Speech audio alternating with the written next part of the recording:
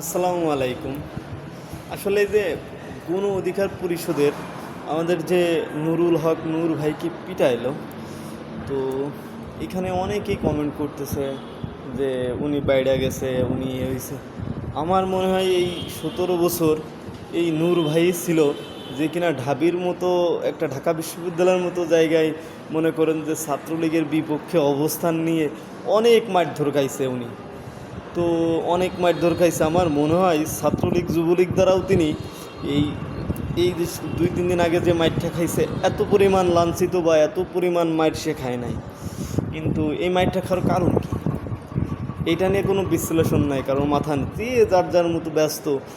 মনে করে যে বিএনপির নিচে যে নেতাগুলো আছে এরা গ্রুপিং নিয়ে এরা আছে আর এক দ্বন্দ্বে, কোন নেতা কোনটে বাগায় নিয়ে যাচ্ছে ওরা আছে আর এক দ্বন্দ্বে। কিন্তু নূরে যে মারলো, আসলে নূরকে কি আপনি একদম ফেলে দিতে পারেন? জুলাই অবদানে কিন্তু তার বড় একটা অবদান আছে এইখানে।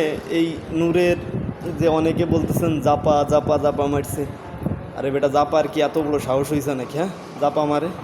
আর ওই যে আওয়ামী লীগ বলতেছেন যতই যা বলেন, বুঝতে পারছেন এই জায়গায় খেলা মূলত অন্য খেলা হচ্ছে।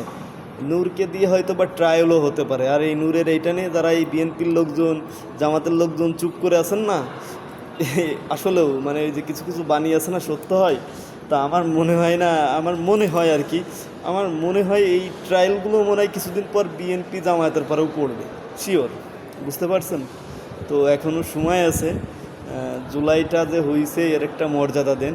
তাই বললে ওই যে কাট করে দিয়েন না, এদেরও কিছু ভুল আছে বুঝছেন। জুলাই আন্দোলন হয়েছে কে রে ভাই, আমি আন্দোলনে যাই নাই। তো এখানে জুলাই কাট করে আন্দোলন হয়ে করে আবার সেই কোটা সিস্টেম চলে আসতেছে, বুঝতে পারছেন। প্রতি মাসে এটাকে টাকা দেওয়া হচ্ছে, তার একটা সম্মানী বা তার প্রতিটা জেলায় যার যার যে জেলায় তারা ছিল বা মারা গেছে বা যারা হতাহত হয়েছে তাদের একটা চার্ট করে সুন্দরভাবে টাঙাই দেন না, সবাই তাদেরকে সম্মান করুক। কেন ভাই কার্ড দিতে হবে কেন? এই কার্ড দেওয়া মানে কি? তারা একাই কি জুলাই যোদ্ধা করছে, বিপ্লব ঘটাইছে? আর কোনো লোক নাই বাংলাদেশের রিক্সাওয়ালার থেকে শুরু করে এমন কোনো লোক নাই যে জুলাই যোদ্ধায় অবদান নাই। তো খুব ভালো কথা হচ্ছে কি, এই বিএনপির পরিণতি তো খুব খারাপ আছে, তারপরে আরও বেশি করুণ পরিস্থিতি আছে ছাত্রদের, বিশ্বাস করেন।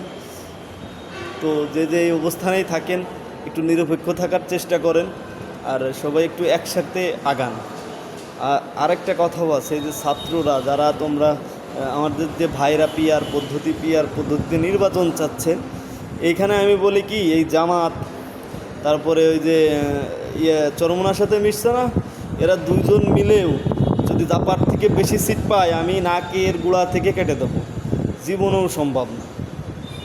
আর যে সিস্টেম তাতে মানে পিআর সিস্টেম হলে জাপারই সুবিধা, ঠিক আছে। তো করেন, সমস্যা নেই।